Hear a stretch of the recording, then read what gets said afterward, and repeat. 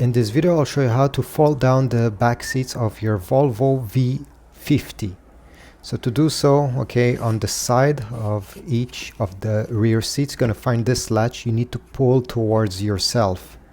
And this will unlatch the backrest. But first of all, we need to pull on this small lanyard that's coming out of the seat's bottom to put them in this vertical position. Okay, you may have to push the front seats a bit forward. And then you can bring the back seat like that. Well, I forgot to tell you, but the headrest needs to be removed for this to work. So simply by pushing the small lever there, you'll be able to completely remove it in like 2 seconds.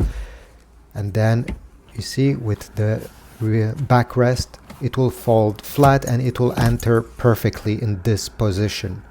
Now you can also store the headrest right over there. So let me just show you. It fits perfectly right in this small hole, so you don't lose it. Same exact thing on the other side. So fold the seat cushion vertically, then remove the headrest, and finally the backrest. It's a 3-step process. And when time comes to put them back, well, just do the same exact steps but in reverse.